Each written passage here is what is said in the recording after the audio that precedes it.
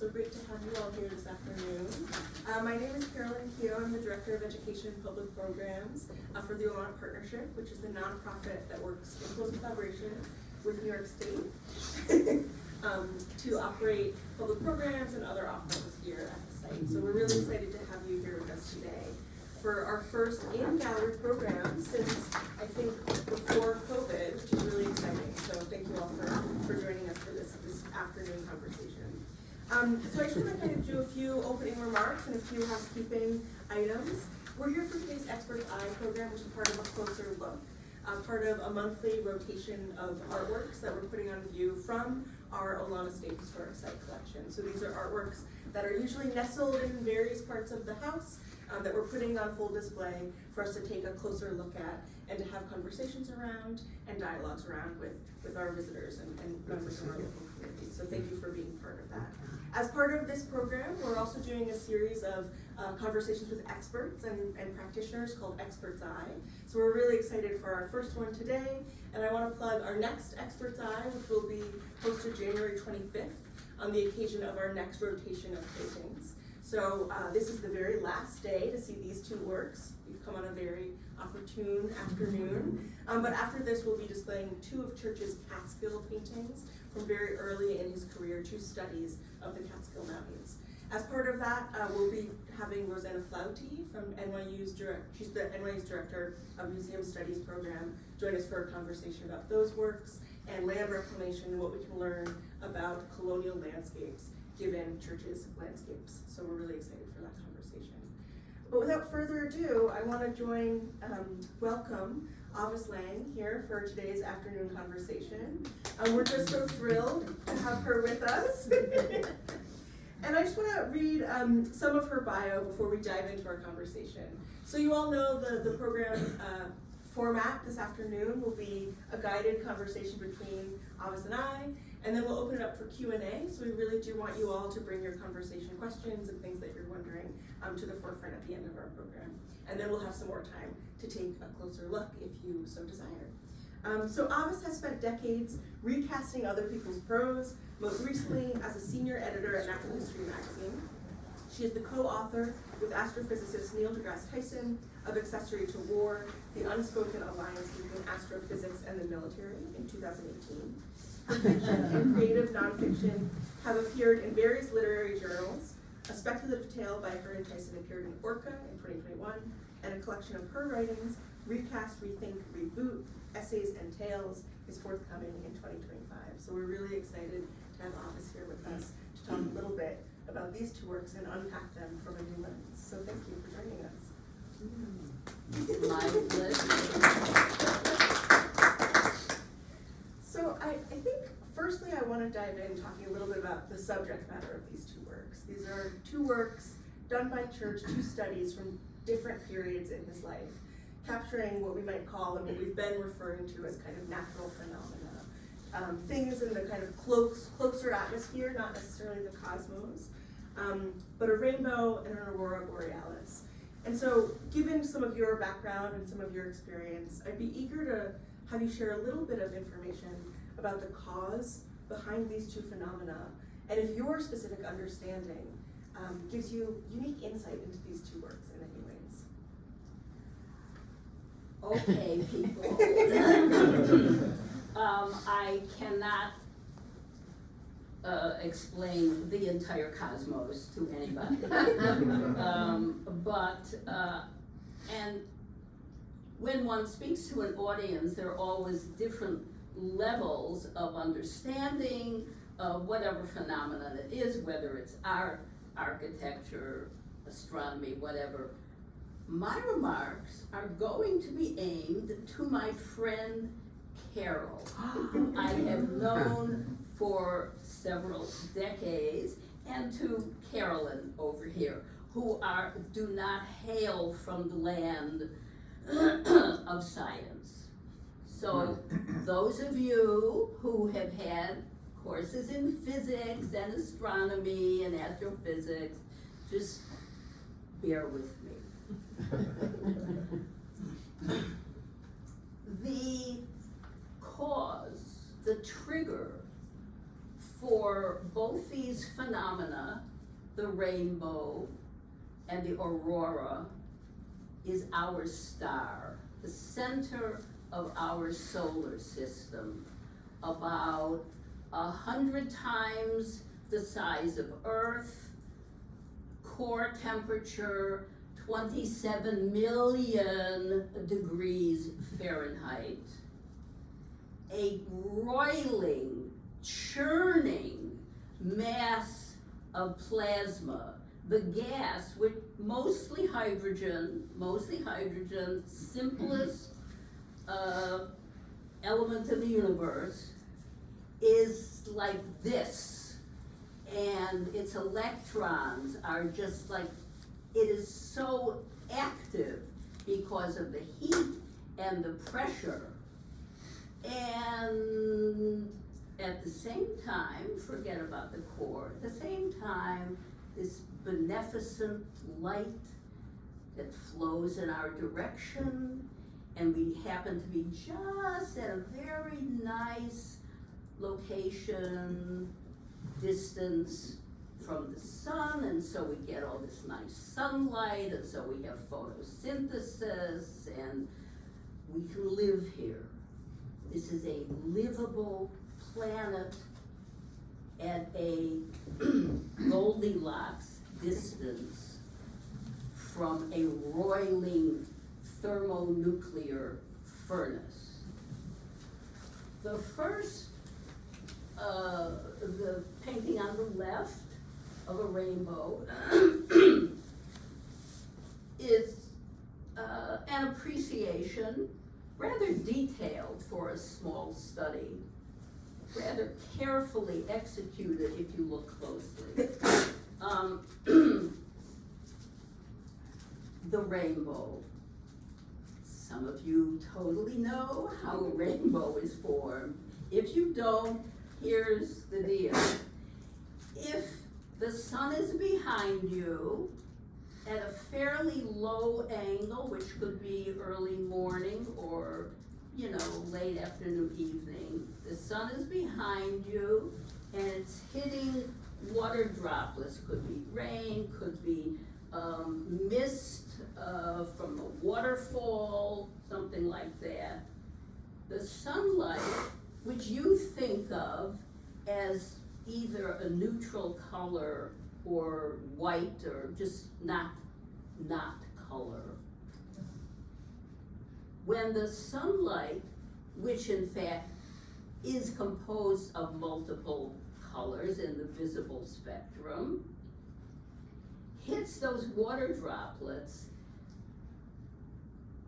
it reflects and refracts and goes different directions depending on the wavelength of the component light. So the spectrum, our spectrum of visible light, red, orange, yellow, green, blue, violet, indigo, violet, each of those colors, what we think of as colors, is a slightly different wavelength. So to exaggerate, the red, let's say the red wavelength is like this. The light is a particle, moves as a wave. So red, violet, when they hit each little water droplet, the reaction is different. And it's like a little prism, and they separate. And that is the cause of the rainbow. Quintessentially pleasant, lovely, calm, undangerous phenomenon, which we love to see. I mean, whenever someone sees a rainbow, right, they get happy and excited. It's a vision. It's a vision, and it seems so insubstantial, but there it is. Well, the other side of the sun is the cause of that, which again looks beautiful, but it's not sunlight that has traveled the 93 million miles from the sun. This is about the magnetism that is a central feature of the sun. So this is weird and I don't deeply understand it, but I'm going to just say it anyway. Every atom has electrons that move around it in a sort of shell. There are only several shells that they occupy. And every single electron has a little bitty electric charge. And as it moves, it creates magnetism. So here's this thermonuclear fusion reactor with untold numbers of electrons moving and churning and roiling, and so the sun is like, it's magnetic. It has magnetism as well as heat. And these electrons, some of them are so energetic that they make it out of the sun and they flow toward us unceasingly in a stream called the solar wind. So that's just, but sometimes giant globs of the sun get ejected, a coronal mass ejection. And when that happens, that's magnetic substance, like a storm heading toward us. And as it heads toward us at more than 700,000 miles an hour, but remember we're 93 million miles from the sun. So it's heading toward us, and if it hit us with no interference, we would be gone, okay? But we have, again, fortunate. Here's Earth, different layers of atmosphere, and in the middle of Earth is an molten iron core. Now the core of the sun, 27 million degrees Fahrenheit. The molten core, let me check my notes. The molten iron core of Earth is about 10,000 degrees Fahrenheit. It moves a lot more slowly than what's happening on the sun, but it's still enough to create what is called a magnetosphere around Earth, which protects us from the solar wind. Actually, it's not shaped like this, but whatever. So, this coronal mass ejection heading in our direction encounters the magnetosphere, and sometimes some of it gets through and interacts with the molecules of gas way up in our upper atmosphere, and you get these beautiful light displays as we see here. Unbelievable. Yeah. So that's the story of that. Did I want to say anything else? I have to say, No, I mean, think that's enough. just as someone who doesn't have a scientific background, as you pointed out, I mean, I think it's helping me to understand these phenomena in brand new ways. But I can't help but wonder, you know, for Church and his contemporaries, both of these works were likely done in the 1860s. One we know was done in 1868, The Rainbow, which was depicted in 1868, We think this might have been 1865, we're not entirely sure, but to what extent were they aware of all of that information that you just shared? Well, okay, this is interesting. So the rainbow, Isaac Newton, brilliant, ridiculously brilliant Brit, had thought of an experiment to determine whether light was just white or did it have components. That was the 17th century. His, let me skip the experiment. It involved a prism, okay? A prism,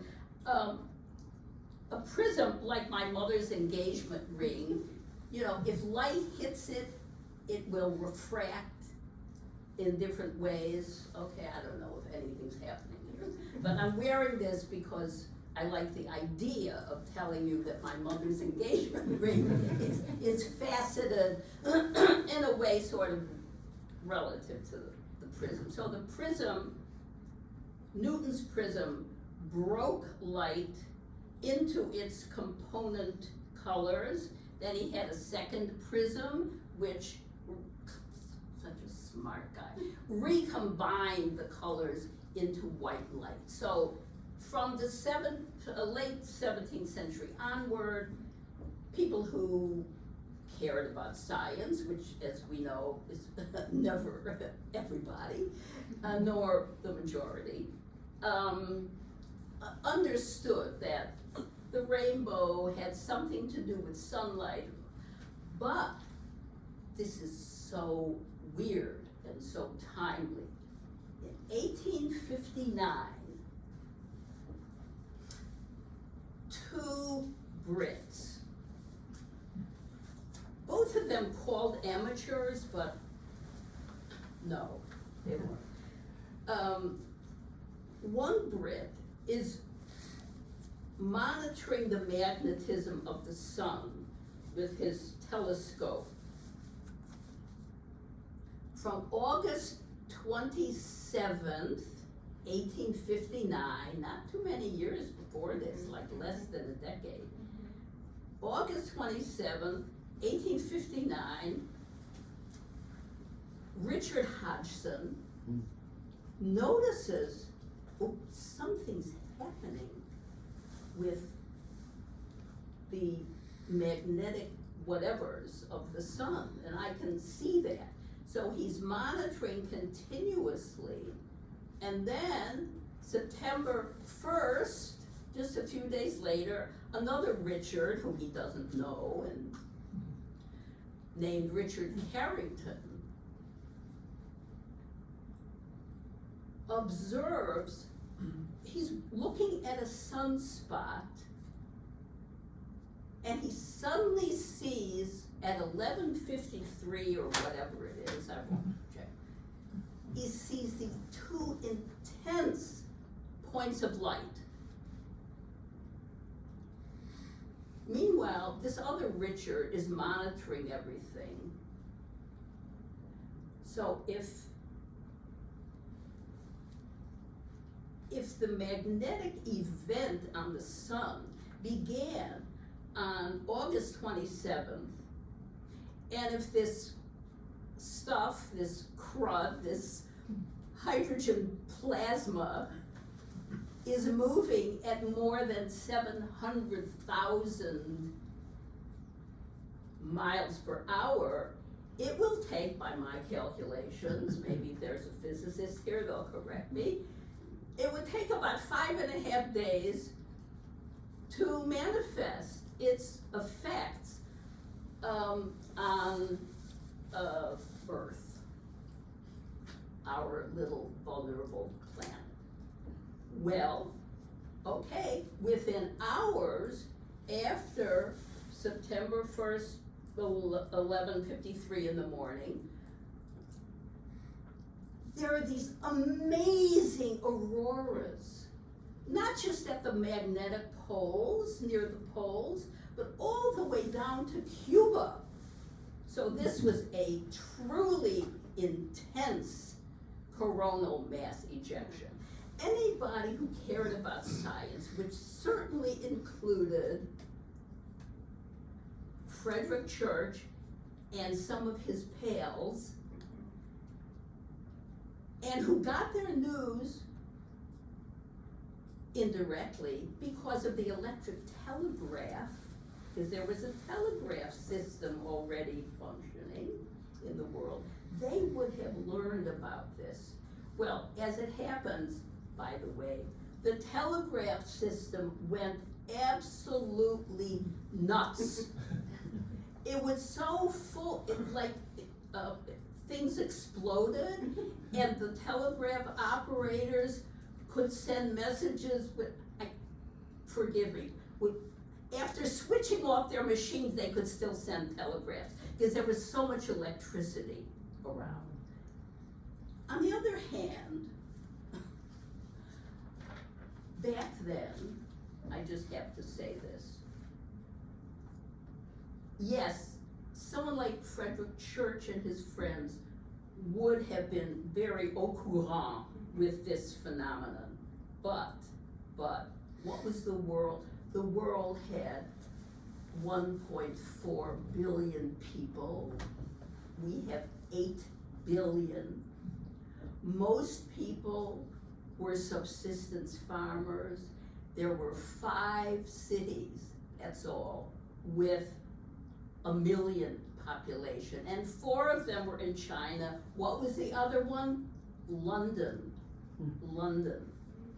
So most people just went about their daily lives. Maybe they saw something, up there. And actually, I have a wonderful quote, if you'll let me read this. This is from a journalist in talking about what they saw in San Francisco. The whole sky appeared to undulate, something like a field of grain in a high wind. The waters of the bay reflected the brilliant hues of the aurora, wrote one journalist in the San Francisco Herald on September 5th, 1859. Nothing could exceed the grandeur and beauty of the sight. The effect was almost bewildering and was witnessed with mingled feelings of awe and delight by thousands.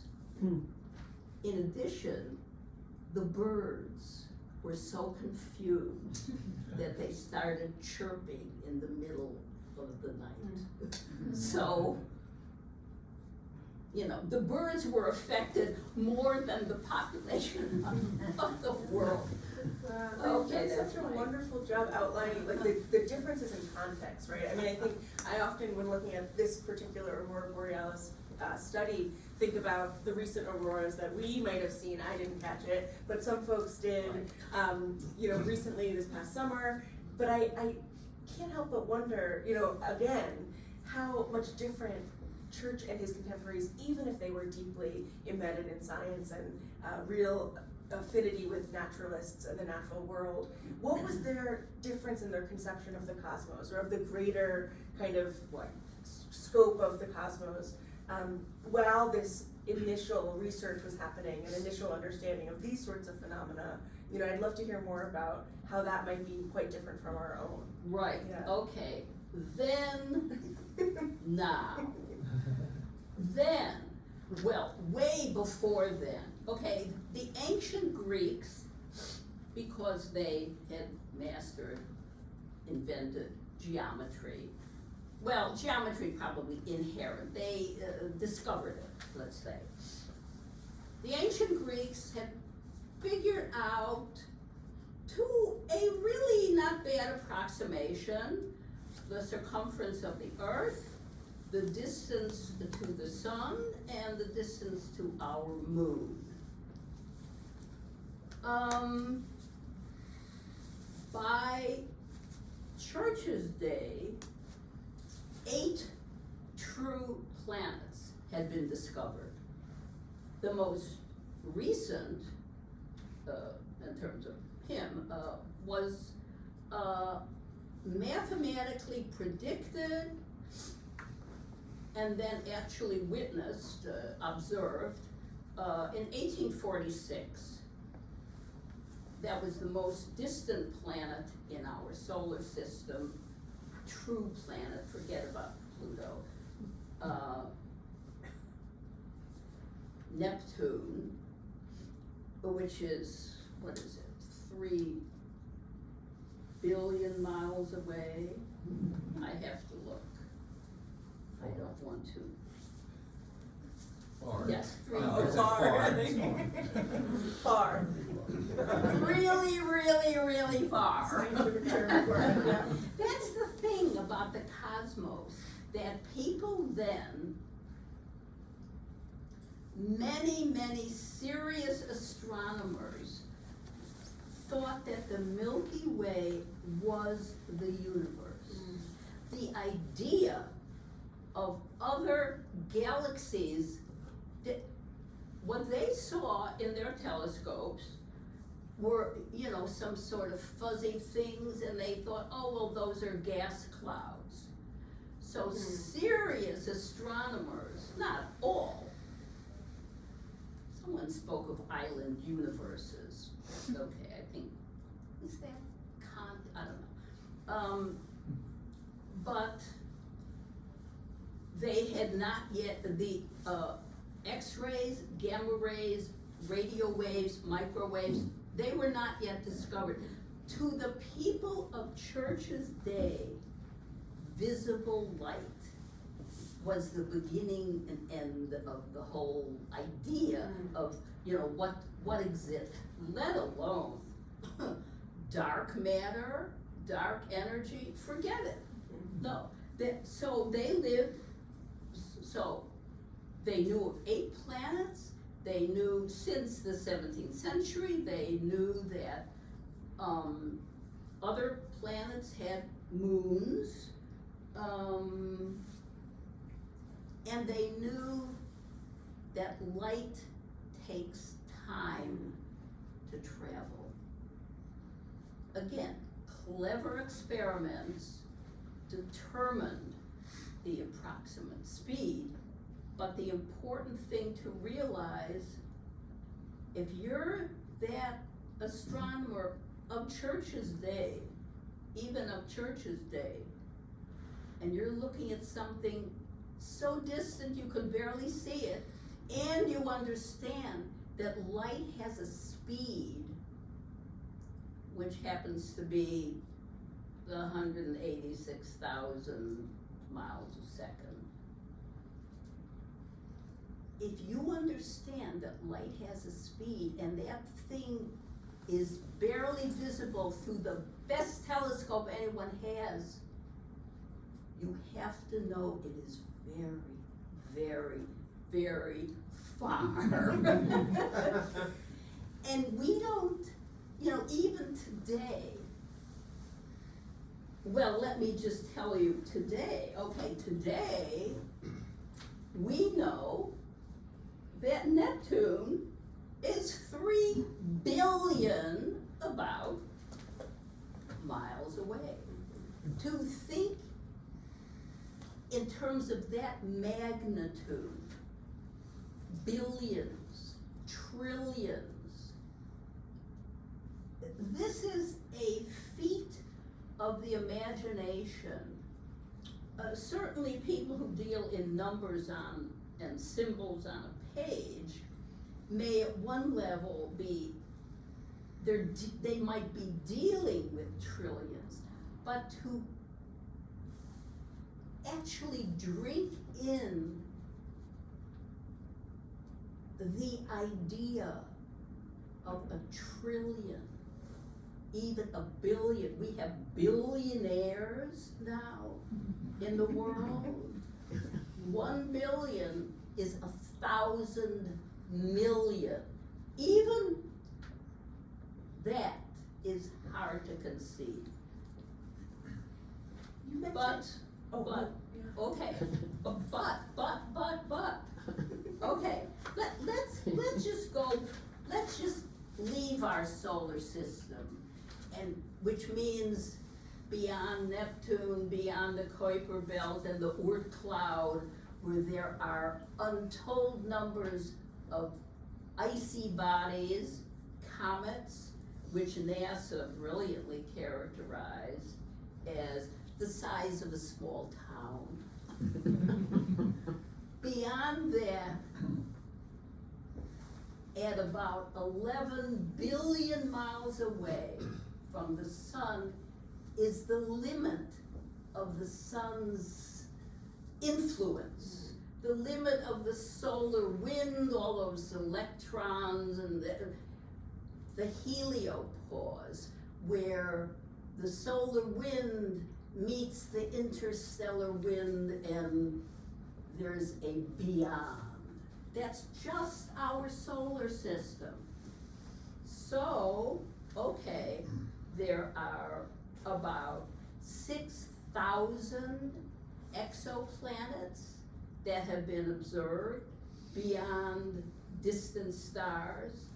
That's thousands. We can get the idea of thousands. There are hundreds of billions of stars in the Milky Way, and that's just our galaxy. And there are trillions of galaxies in the observable universe. Observable. Observable means that with whatever equipment we have and however fast light travels, we haven't seen everything. Observable means limits. So then, from the very limits, speaking of what we know today, or believe, or conceptualize, we get back to the Big Bang. And that is truly impossible to conceptualize. That everything that we see, don't see, too far, whatever, was somehow contained within some glob of who knows what, the size of a grapefruit. And that the Big Bang started it all, and everything expanded and expanded and expanded and coalesced, and it's still expanding. And so the people of Church's day were not thinking about the Big Bang. But we all know that, Fred, don't we? We all know, even if we can't really get it, which includes me, I have to say, we have this framework for thinking, if we choose to think about the cosmos.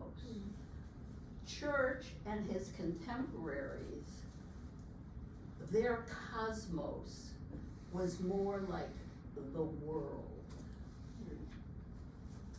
Our cosmos is ever expanding into who knows what. It strikes me in hearing you talk about this that, you know, in some ways, an understanding of our cosmos, an understanding of our universe, it demands a certain level of creativity, a certain level of imagination on the part of the thinker, the beholder, the person trying to understand physics like myself. But I think it almost, you know, it does create a little bit of a connection, a direct connection with artists like Church, who are creating these worlds in their artwork. In some respects, I see a tie between these two courses of study that maybe we might not see today, between the artistic, the creative, and the scientific. It demands imagination. Absolutely, absolutely key. Creativity and imagination. Yeah, and I think, you know, the other thing that really struck me in hearing you talk about how the perception of the cosmos was in the 19th century in Church's day was just how dependent that was upon the visible what was visible, what was maybe able to be viewed. And so I'm curious to learn more about what, we have so many advanced technologies now to view these outer reaches of beyond our universe, beyond the Milky Way. But what were Church and his contemporaries what were the technologies that they were able to access when it came to looking above, looking upward? First of all, let me ask you, I read that Church, among the belongings of Church that was discovered at Olana was a binocular case. Yeah. So he owned a pair of binoculars. Certainly, yeah. Okay.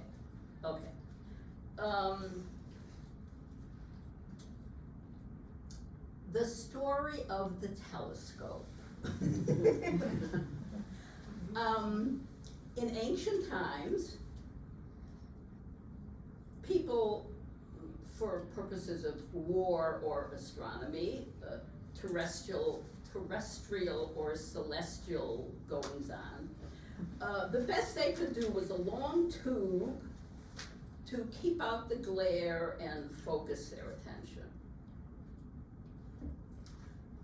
In the late 13th century, a Franciscan friar, a religious person, sent the Pope a scientific treatise wherein he hypothesized or speculated about the idea of a telescope. He didn't call it that, and I love his quote,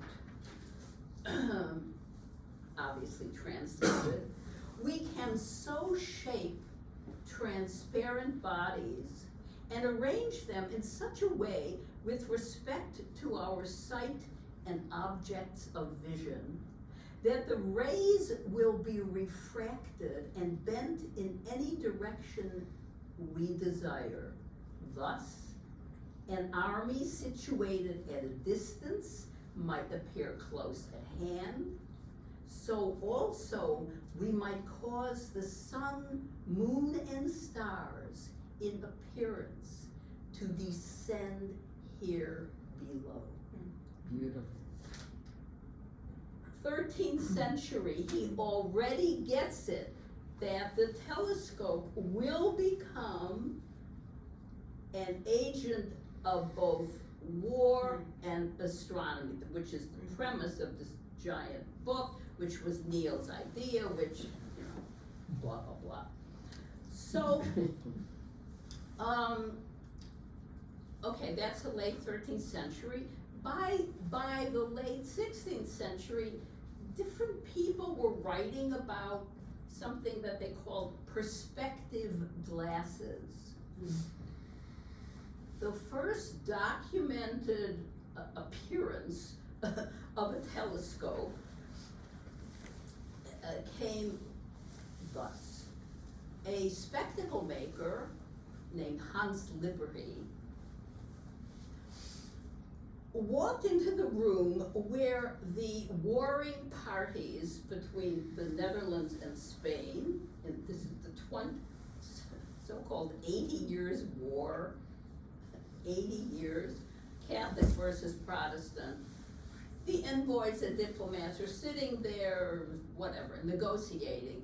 Somehow, this guy gets himself admitted, and so he demonstrates his invention. And it's so impressive. He's a spectacle maker, so he knows about glass lenses. The glass was really crummy back then. You could maybe actually magnify something a bit, but it would just be so fuzzy and terrible. So somebody who was in the room at the time later wrote an account, and I'm sure this is dressed up a little bit, but anyway, he said that the Spanish commander-in-chief told a Dutch prince, "Oh, from now on, I could no longer be safe, for you will see me from afar." And what does the prince replied, "We shall forbid our men to shoot at you." So these were these people knew how to be diplomats. Anyway, soon thereafter, they signed a truce. It didn't last, but they did sign a truce. The guy got money, a pension, etc. And by the next spring, that was September 1608. By the following spring, truce had been signed. What they called spyglasses and binoculars were for sale on the streets of Paris and Milan. The Pope and the Archduke of Austria each owned a telescope, and most importantly, Galileo, whose name you have heard, Galileo had made a telescope with two store-bought glass lenses, which he would have gotten from a spectacle maker, and he stuck them in the tube, one here, one there, and presto. He then went to Venice to demonstrate this, because what could be more militarily useful to a 17th century seafaring republic than the capacity to monitor enemy seagoing vessels? So he goes to Venice to demonstrate his invention and, looking for money, of course, and he demonstrates it successfully, and he keeps building new telescopes, and by autumn, he has made one himself which could magnify 60 times. Well, that's pretty good. So he saw things like the rings of Saturn and the moon, and so Galileo himself is looking up. The generals are looking out and down.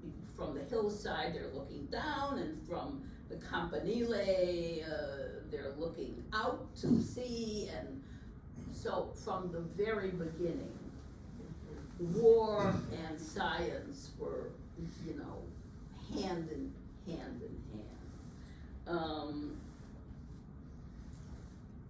Lots of innovation, lots of experimentation, the idea of how you polish the lens, what kind of glass the lens is made of. Can you make a reflecting telescope with a mirror? What should the mirror be made of? All these things kept, happening. And now we have things flying above our head that we can't see, that are tuned to the different wavelengths of the universe, which we now know. There are microwave telescopes, there are infrared telescopes, there are telescopes in the Atacama Desert, where there's very little water vapor to interfere with what's coming in.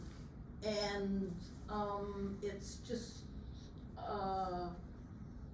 we think that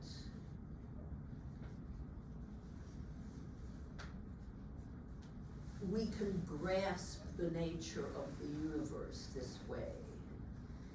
To Church and his contemporaries, everything was about visible light. Well, light, radiant light, electricity and magnetism, James Clerk Maxwell taught people who understand physics, which does not include me, in 1865, taught us that these are all part of the same phenomenon. And light, photons, travel as waves, and some of those waves could be as big as the universe, or as small as a quantum whatever. The telescopes we have, yes, they have gone beyond the several hundred nanometers that constitute visible light. And they branched out to infrared, ultraviolet, gamma rays, X-rays, microwaves, radio waves. But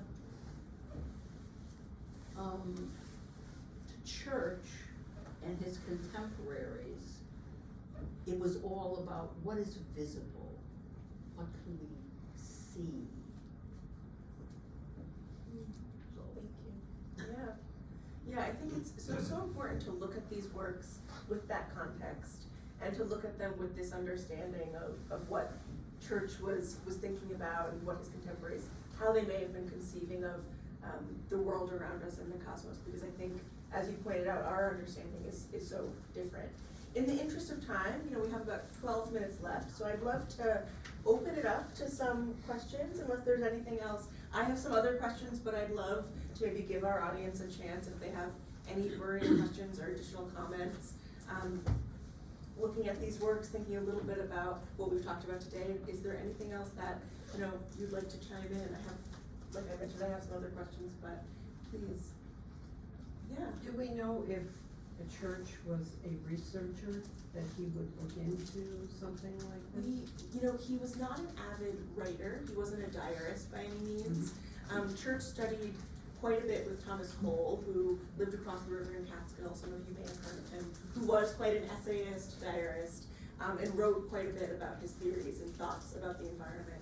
What we can know about Church, what we can learn from him, is some of the holdings of his books and his texts. So we do know what was in his library. That's been a wonderful way of learning a little bit more, getting a little inside scoop into what he was thinking about. Thinking about these two works in particular, he did have books on color theory in his possession. Ogden Rood's color theory text, which is one that's actually on view downstairs at the moment. So that's kind of, I don't know if that answers your question, but that's a kind of route that we've been able to take to have a deeper understanding about what he was thinking about. Yeah, I don't know if you have anything that you'd like to add to that. I think that the general atmosphere among people who had a deep curiosity about the world was that they hung out with different kinds of people who were also very intensely interested in the world. And when they bought a book, they read it, unlike so many of us. So I think maybe it's very safe to think that when you see what's in his library, you could assume he at least looked at it somewhat, and he had friends who were deeply involved in science and in exploration. So I think this kind of deep curiosity and attraction to the natural world, which you see in other paintings. By the way, he has a giant painting of an aurora that's in the Smithsonian. 5 feet by 7 feet. Wow. Okay, so, and he apparently did numerous studies of auroras. Where was that aurora borealis done? We don't know. So this is a study that's quite mysterious. The date is a date that we've ascribed to it that we don't know for certain, but we propose it might be 1865. We don't know the exact location of where it would have been. Like you mentioned, there is a large-scale aurora, but it's very different from this composition. So what we do know about this work is that the frame is a frame that he added later. So it was added probably in the 1880s or 90s. And he hung it in the primary bedroom. So it was previously, before it was moved here for this display, hung in the primary bedroom. So there's a lot that is a little unknown about this work. It's a little bit of a mysterious picture in that way, but that is what we know. I'm curious if it. The other one was supposed to be Germany, right? Yes, so we do know a little bit more about that. I'm gonna make sure I get the pronunciation as best as I can. But that's in Bierstadt in Germany. So we know that he was traveling with his family at this time when he did that study. Didn't they really run in the same circles, the scientists at the time? They spent time with, like, some of the Hudson River School's painters, artists, went to South America with Darwin, right? Well, Church himself was a big proponent of Alexander von Humboldt. So I don't know if there's any connection there with this idea of atmosphere and atmospheric, the science of atmosphere, but that was something that von Humboldt, a Prussian naturalist, was really invested in. And so some of Church's journeys, as you mentioned, were really in the footsteps of Alexander von Humboldt to South America, to Ecuador and Colombia. So absolutely. So they would have been rubbing shoulders. Yeah, right? you know, we tend to divide people into categories of knowledge. And it seems to me, from what I have read, that the concept of being learned meant, in earlier centuries, meant knowledge of a general sort.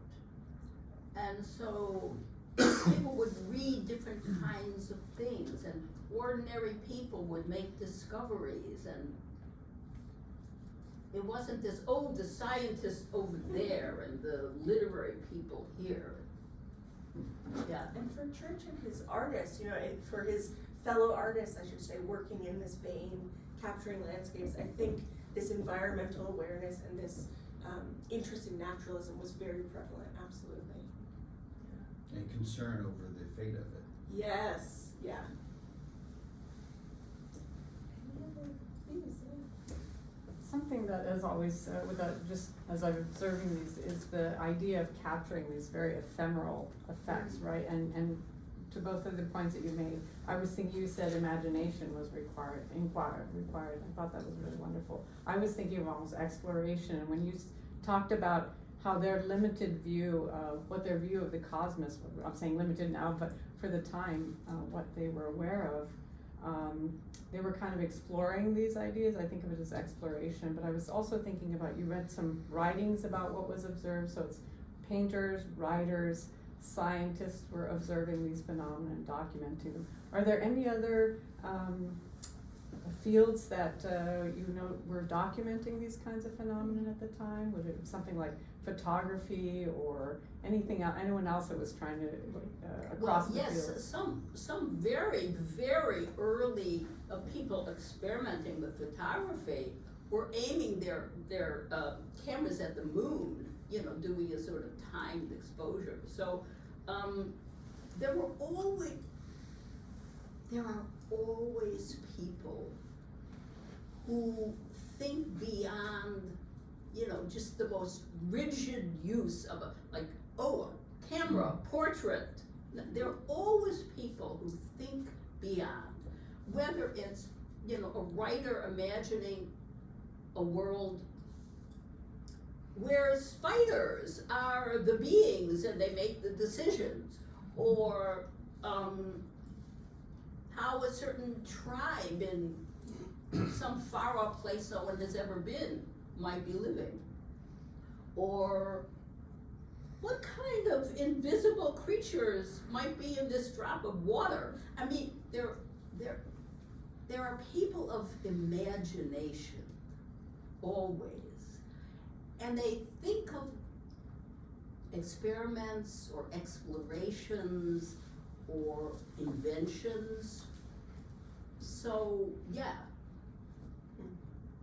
that's my comment. I love that you brought up photographers pointing their lens upward, because Church himself had quite a robust photography collection, and we had a display a couple of years ago of a few of those photos, and one is a photograph of the moon. Oh, and he was living when interesting. photography was becoming a new media, and we definitely see him collecting one of those moon portraits, if you will. Yeah. Interesting. Any other thoughts? Yeah, maybe. After you. Well, I just like observing the similarities between those two. Yeah. And how, to me,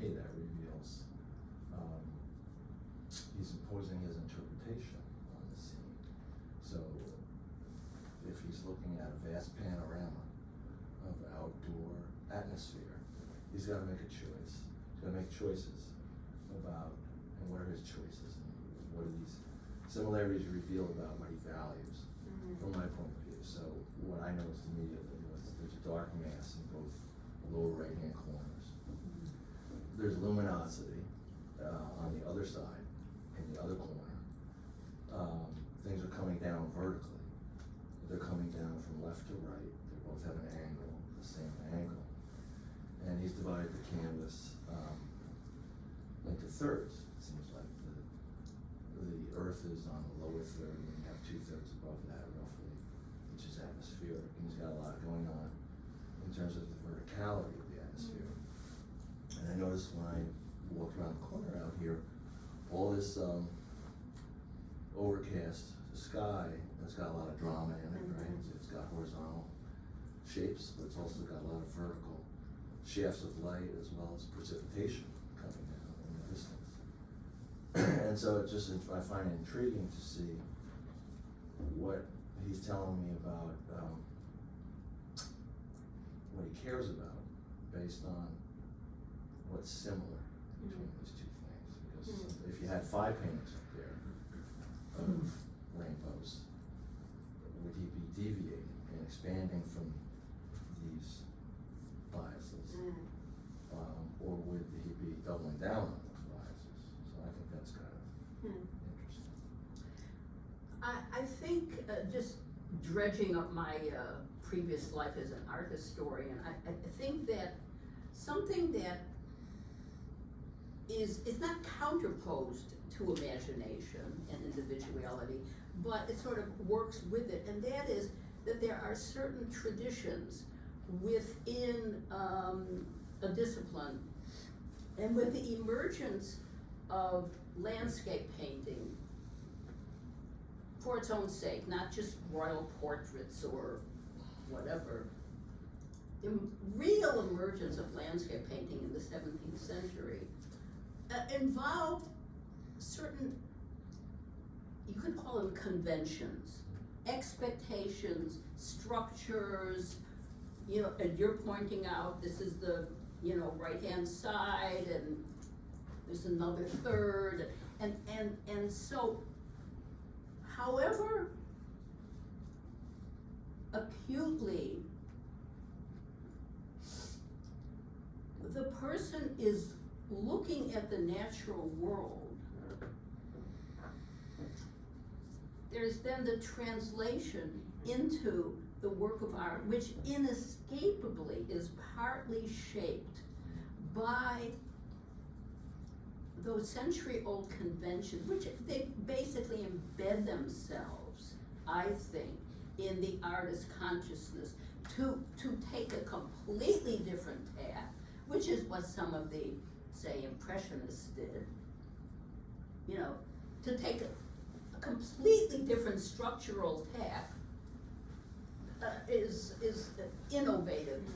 This is particularly classical. It could be, influenced by like Poussin, really the classical landscape painting. So, yeah, he is an observer of the natural world, and I think the care with which he takes the trees, some of the dark trees right near the bottom, which is closest to us,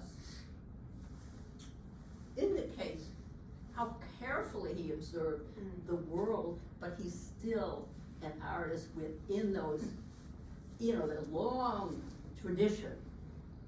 Well, So it's interesting what you say. And it brings to mind, the story you told about the invention of the telescope, the way in which where you point your lens, where you point your viewing mechanism really has quite a bit to do with your position, what your motivations are. I think that there's something a little bit in that here where he's being motivated to portray these scenes in a specific way based on his positionality as an artist, his role in this kind of growing group of landscape painters, just as the general points his telescope across and not up. I think that that's really Right. apt. Yeah. And, I do want to just flag that we are at time, so if anyone needs to dash, please feel free, to have Gracie walk you out to the front. But we can take a few more moments for final questions. I just love the way you started with the talking about the sun and the violence and the power and the energy there and tremendousness of it and the distance, and then we come to these two really incredible examples of the very finessed, subtle effect of the sun. And where would these paintings be without those two exclamation points, the one in each, right? They're really nice landscapes without them. They're remarkable with them, right? But just that, like, all that violence is manifest like this, and it's pretty incredible. Yeah, I mean, one can barely hold such a notion in one's head, the violence of the sun, the violence of what's happening there, and then how we experience it down here. It's just a deep paradox. Well, on that, Oh, Go for it. yeah, My See- husband has something to say. I get none of the credit for this terrific talk. Maybe this is a little peripheral, but you're talking so much about the sun, which I've never really given that much thought to. And I was wondering, the sun burning for however many millions of years. 4.5 billion. 4.5 billion. And maybe another 4. To me, something burning means fuel. Something is being burnt. Now, how can the center of the earth, or more specifically the sun, be burning without fuel? Okay, it is its own fuel under extreme pressure. Extreme pressure. That is a fusion, nuclear fusion. It's a fusion reactor. So these hydrogen atoms are just, I mean, I really, I can barely grasp it. But you have unimaginable pressure within the core of something 100 times the size of our pretty sizable planet. And the heat is so extreme and the pressure is so extreme, this is a fusion reactor. So, as it were, it's burning itself. Are there any physicists in the room who would like to weigh in on this? It is like a self-burning oven. Well, That's the best I can We'll- say. We'll stick around for a few moments for any remaining questions. I invite anyone who wants to come up and take a little bit of a closer look physically, to come up and take a look at both of these paintings. But I just thank you all so much for joining us this afternoon.